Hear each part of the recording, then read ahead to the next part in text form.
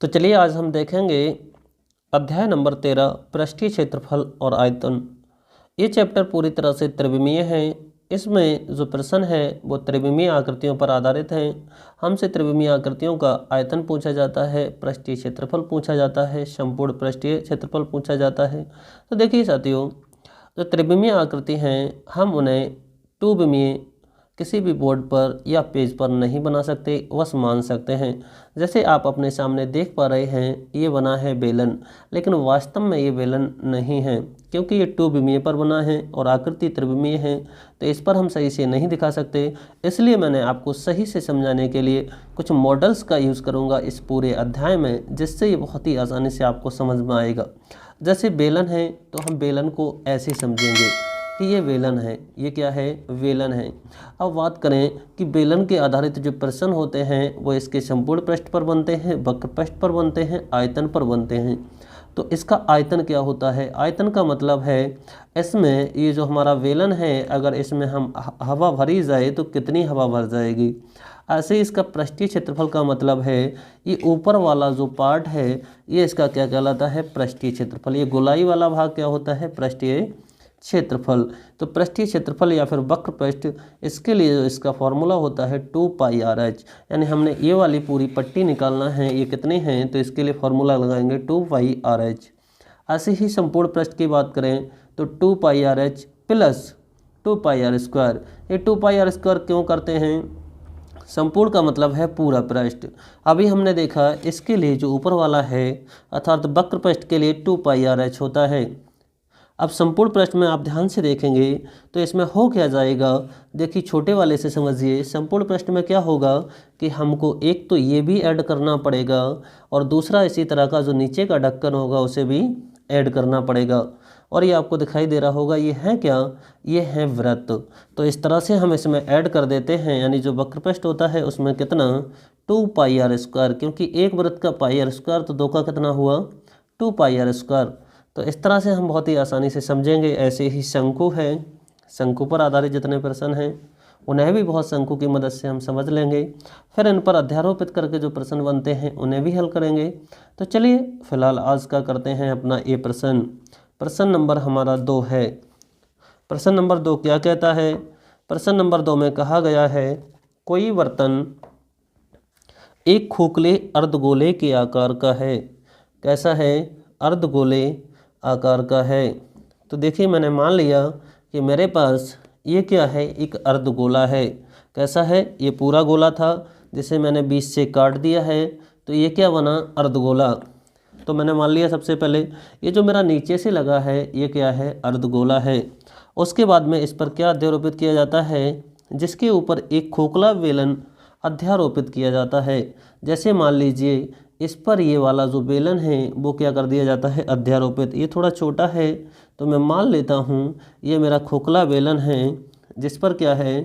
ये एक इस पर अर्धगोले पर अध्यारोपित। अध्यारोपित का मतलब होता है इस पर चिपका दिया जाता है।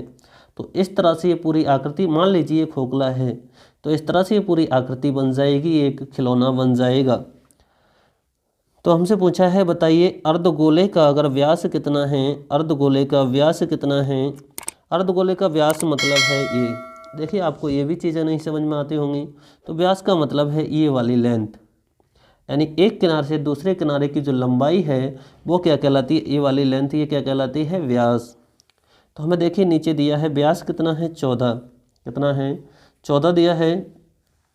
तो 14, अगर व्यास 14 होता है तो रेडियस होती है आधी, यानी 7 सेंटीमीटर। और हमें क्या दिया है? इस पात्र बर्तन की कुल ऊंचाई कितनी है? 13 सेंटीमीटर है। कुल ऊंचाई कितनी है? 13 सेंटीमीटर। यानी जो हमारा इस तरह से जो पात्र बना है उसकी टोटल ऊंचाई कितनी है? ये 13 है। कितनी ऊंचाई? 13 है। और इसमें से जो हमें पता है अगर ये टोटल 13 है और ये अगर रेडियस है, तो इसी तरह से अगर मैं नीचे मान लूँ तो ये भी क्या होगी? हमारी त्रिज्या ही होगी। अगर ये 7 है तो ये भी कितनी होगी? 7। अर्थात हम कह सकते हैं कि यहाँ से यहाँ तक की ऊंचाई कितनी है? 7। और ये पूरी कितनी है? 13। तो इसका मतलब ये हुआ कि यहाँ से यहाँ तक की ऊंचाई कितनी बची? 6। तो चलिए अब चलते हैं प्रश्न पर, करते हैं कोशिश करने की। तो हमसे पूछा है बताइए कुल पृष्ठीय क्षेत्रफल कितना होगा। तो चलिए सबसे पहले यहाँ पर दो आकृतियाँ हैं, एक है हमारा बेलन, दूसरा है क्या है, अर्धगोला। तो चलिए पहले निकाल लेते हैं। हम बात करें बेलनाकार आकृति की, किसके लिए, बेलनाकार आकृति के लिए, बेलनाकार आकृति के लिए, इसके लिए बेलनाकार आकृति के लिए, बेलनाकार आकृति के लिए ध्यान से देखें तो क्या दिया हुआ है, ऊंचाई की बात करें, टोटल तो 13 है, लेकिन केवल बेलनाकार आकृति के लिए कितनी है हमारी, 6 सेंटीमीटर, क्योंकि हमने 13 में से 7 माइनस कर दिया तो कितना बचा, 6 सेंटीमीटर।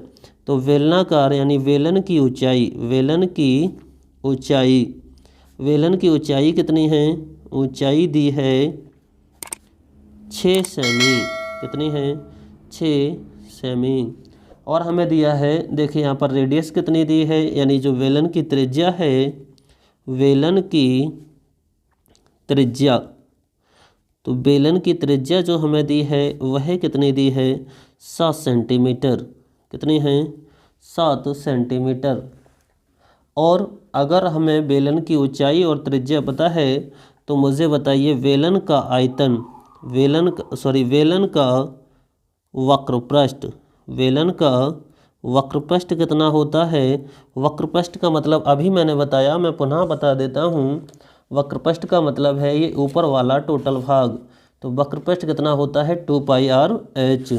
तो लगाइए यहाँ पर 2πr/h, इसका मतलब हो जाएगा 2π का मतलब 22/7, r का मतलब 7 और h का मतलब है 6।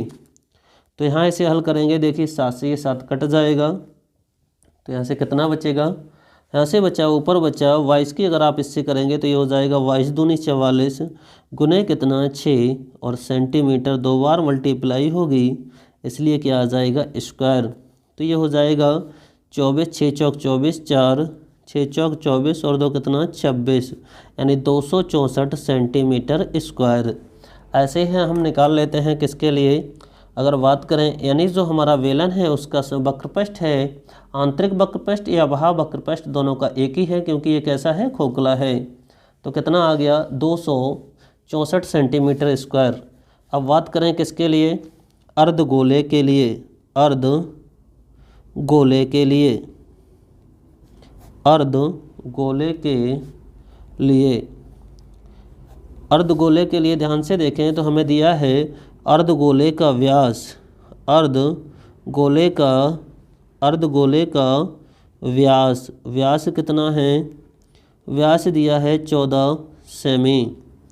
अगर व्यास 14 सेमी है तो बताइए अर्धगोले की त्रिज्या कितनी हो जाएगी, तो त्रिज्या हो जाएगी व्यास का आधा यानी 7 सेमी, कितनी हो जाएगी, 7 सेमी। अगर इसकी त्रिज्या 7 सेमी है तो मुझे बताइए अर्धगोले का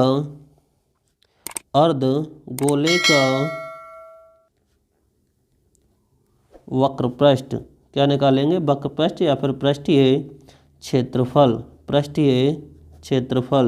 पृष्ठीय क्षेत्रफल कितना होगा, ये होगा पूरे का होता है, देखिए 4πr², पूरे का कितना होता है 4πr², तो आधे का कितना हो जाएगा, आधा कर दीजिए तो ये आ जाएगा कितना 2πr²,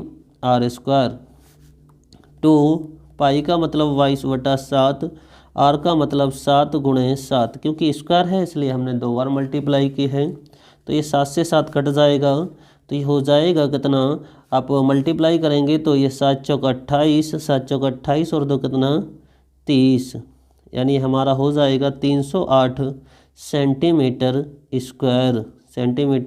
स्क्वायर। अब हमसे कहता है कुल पृष्ठीय क्षेत्रफल, तो कुल का मतलब इसको और इन दोनों के जो पृष्ठीय क्षेत्रफल हैं उन्हें हम क्या कर लें, ऐड। देखिए समझिए चित्र की सहायता से, कुल का मतलब क्या होगा, कुल का मतलब अभी हमने इसका निकाला तो कितना आया, ये आया 264 सेंटीमीटर स्क्वायर, और इसका निकाला तो कितना आया 308 सेंटीमीटर स्क्वायर। तो बताइए कुल कैसे निकालेंगे, यानी इन दोनों को मिला दें तो कुल हो जाएगा इसका प्लस इसका। तो बताइए जो हमारा बर्तन है, पात्र है, बर्तन का कुल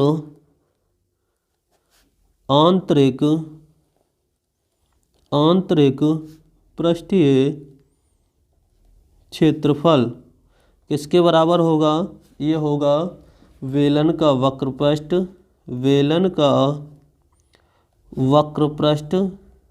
प्लस क्या? अर्धगोले का, ये मैंने शॉर्ट में लिख दिया है, अर्धगोले का पृष्ठीय क्षेत्रफल। तो मुझे बताइए हमारे वेलन का वक्र पृष्ठ कितना निकला? तो 264 सेंटीमीटर स्क्वायर प्लस अर्धगोले का कितना निकला? 308 सेंटीमीटर स्क्वायर। तो इस तरह से ऐड करेंगे तो ये हो जाएगा 8 और 4 12, 2 6 और 0 6 और हासिल का 1 7 हो जाएगा, 2 और 3 5, तो 572 सेंटीमीटर स्क्वायर, जो कि हमारा क्या होगा? इस प्रश्न का राइट आंसर होगा। क्या होगा दोस्तों? इस प्रश्न का राइट आंसर होगा।